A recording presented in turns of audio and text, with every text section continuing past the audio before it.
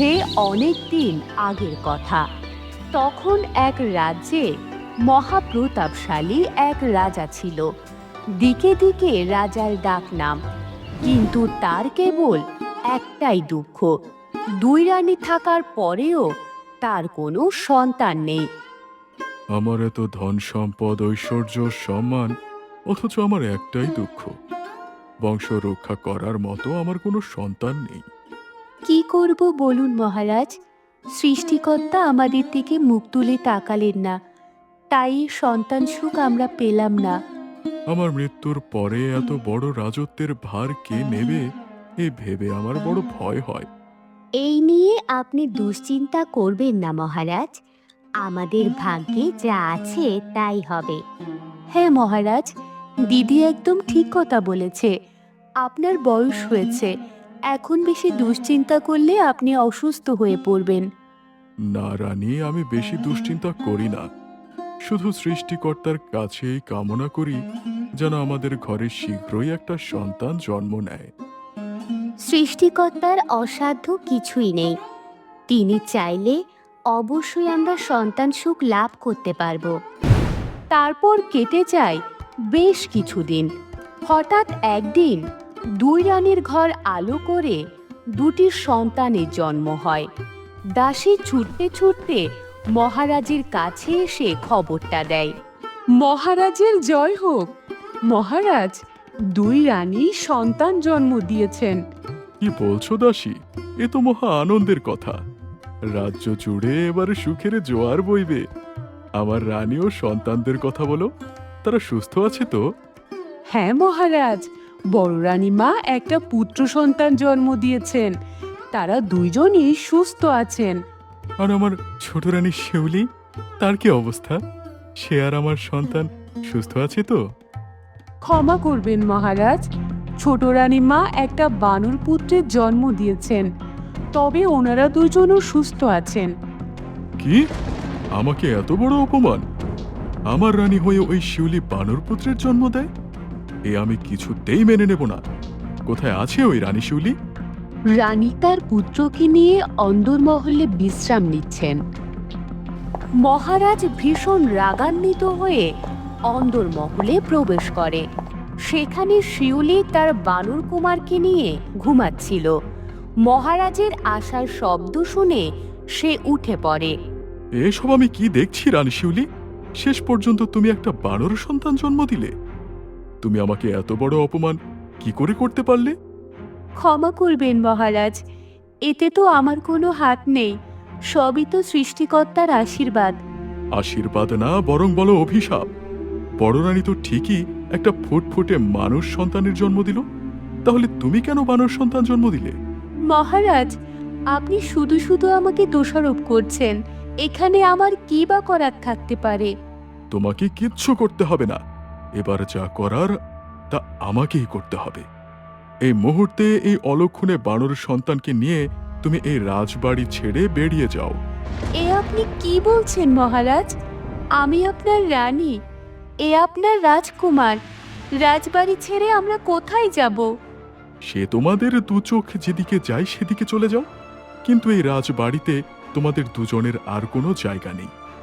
মহারাজ, এমন অন্যায় করবেন না, দয়া করে আমাদেরকে এই রাজবাড়িতে থাকতে দিন, আমাদেরকে তাড়িয়ে দেবেন না। ছোট রানী শিউলি বারবার বলার পরেও রাজা তার একটা কথাও শুনল না। সে অন্দরমহল থেকে বেরিয়ে চলে গেল। এদিকে বড় রানী কাকুলির সন্তানকে পেয়ে মহারাজ ভীষণ খুশি। মহারাজ দেখুন, সৃষ্টিকর্তার অশেষ আশীর্বাদে আমি একটা পুত্র সন্তানের জন্ম দিয়েছি। এমন একটা ফুটফুটে সুন্দর পুত্র সন্তান পেয়ে আমি তোমার উপর অনেক খুশি হয়েছি রানী কাকলি। তুমি এতদিনে আমার ইচ্ছে পূর্ণ করেছো। কিন্তু মহারাজ, আমি ছোট রানী শিউলির কথা কি শুনলাম? ও শিউলি বানর সন্তান জন্ম দিয়ে আমাকে অপমান করেছে। আমি ওকে এই রাজ্য থেকে তাড়িয়ে দিয়েছি। এটা আপনি একদম ভালো কাজ করেছেন মহারাজ। রানী হয়ে বানর সন্তান জন্ম দিয়েছে, এটা শুনতে পারলে গোটা রাজ্যবাসী আপনাকে নিয়ে হাসাহাসি করত। এখন এই রাজ্যে রাজপুত্র হিসেবে শুধুমাত্র আমাদের এই সন্তান বেড়ে উঠবে। হ্যাঁ মহারাজ, এবার আপনার আর বংশধর নিয়ে দুঃখ করতে হবে না। এই সন্তান ঠিক এই রাজ্যের দায়িত্ব পালন করতে পারবে। এদিকে মহারাজের আদেশে সদ্য জন্মানো বানর কুমারকে নিয়ে ছোট রানী শিউলি রাজবাড়ি থেকে বেরিয়ে যায়। আজ শুধুমাত্র বানর রাজকুমারকে জন্ম দেওয়ার কারণে মহারাজ আমাকে রাজবাড়ি থেকে বের করে দিলেন, কিন্তু এখানে তো আমার কোনো দোষ নেই। এটা মহারাজ বুঝলেন না, কাজটা ওনার একদম ঠিক হয়নি। এর শাস্তি সৃষ্টিকর্তা ওনাকে অবশ্যই দেবেন। একদিন নিশ্চয়ই নিজের ভুল বুঝতে পারবেন। শিউলির রাজ্য ছেড়ে একটা বনের ভেতর এসে ঢুকে পড়ে।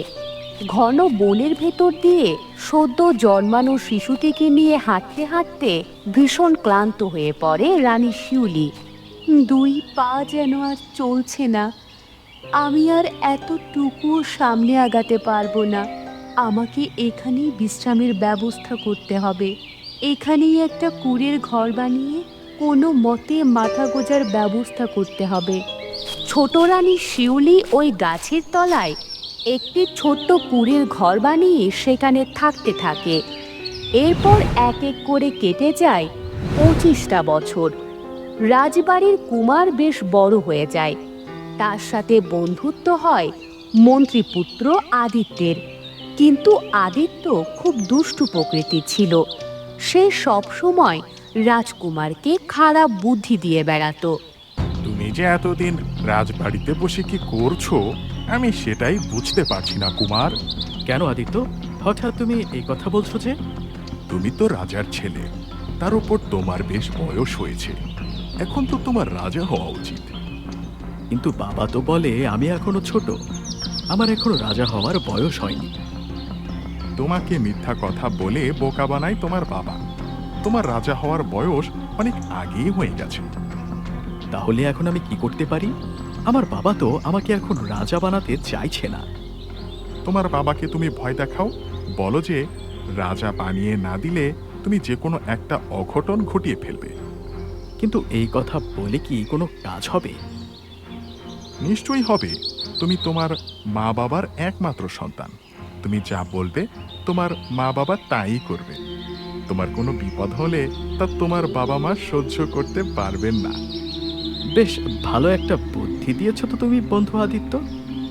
এবারে তাহলে আমার রাজা হওয়া আর কেউ ঠেকাতে পারছে না।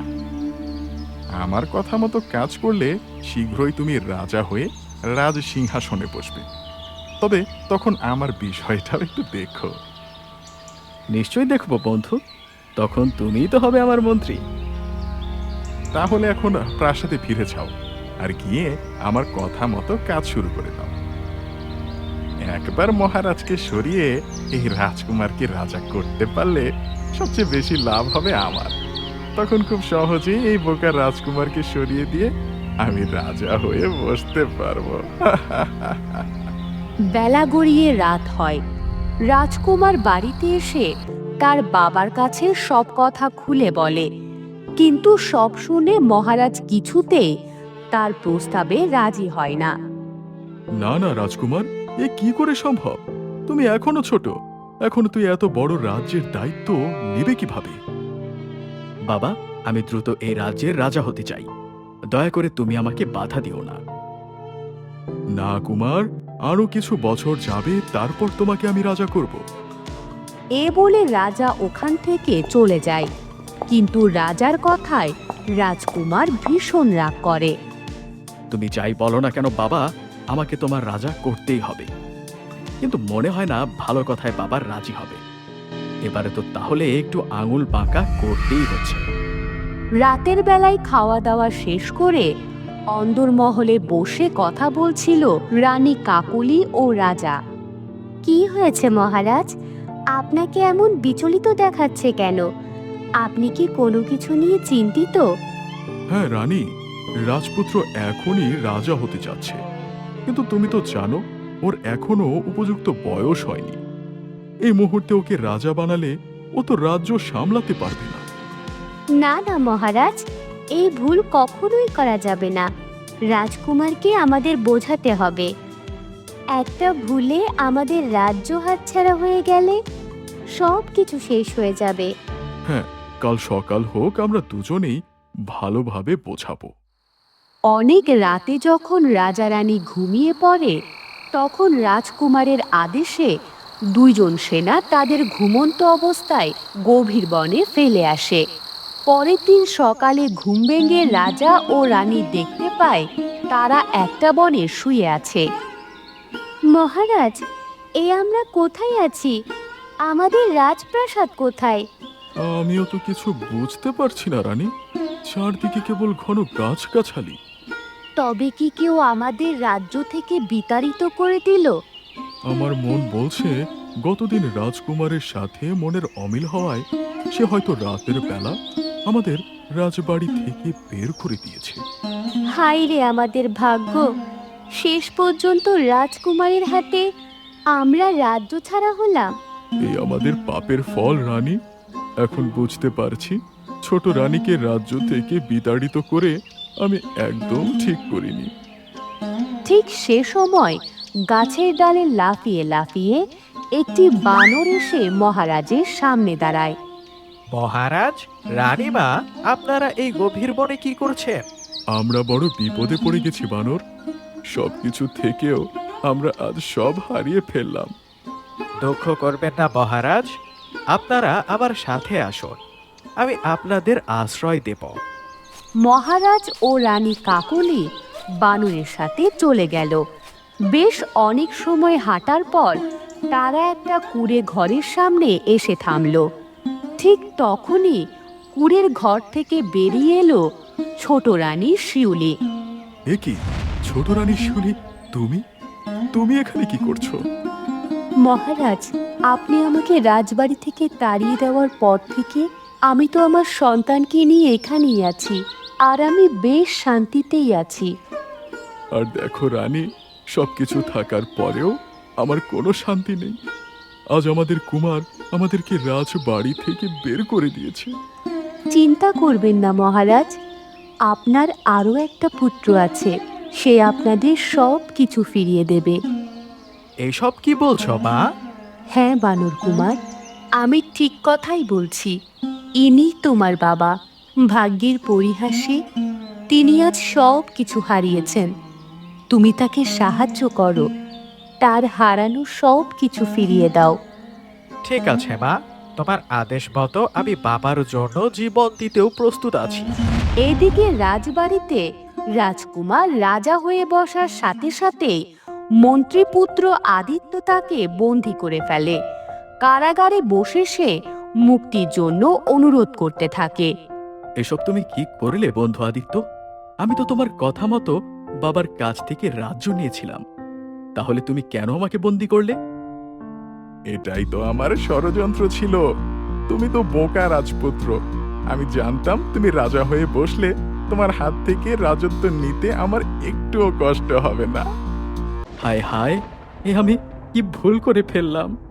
তোমার বুদ্ধি নিয়ে আমি মা বাবাকে রাজ্য থেকে বিতাড়িত করলাম, অথচ এখন আমি নিজেই বন্দী হয়ে গেলাম তোমার হাতে। এই তো, এবার তুমি বুঝতে পেরেছ রাজকুমার। এখন তুমি এই কারাগারে বন্দি থাকো, আর আমি রাজা হয়ে গোটা রাজ্য চালাই। এইদিকে রাজা আর রানীকে নিয়ে বানর রাজ্যে এসে ঢুকেছে। তারা সোজা রাজদরবারে চলে আসে। কি মহারাজ, আপনি এখানে? আপনাদের দুজনকে তো রাজপুত্র অনেক দূরে ফেলে দিয়ে এসেছিল। হ্যাঁ, আমি আবার চলে এসেছি এই রাজ্যকে নিজের হাতে নিতে। আমাদের রাজকুমার কোথায়? সে এখন আমার বন্দী হয়ে কারাগারে সময় কাটাচ্ছে, আর আমি তার হাত থেকে রাজত্ব নিয়ে রাজা হয়ে বসেছি। আমি তোমাকে ছাড়বো না মন্ত্রীপুত্র আদিত্য। এই অপরাধের শাস্তি তোমাকে পেতেই হবে।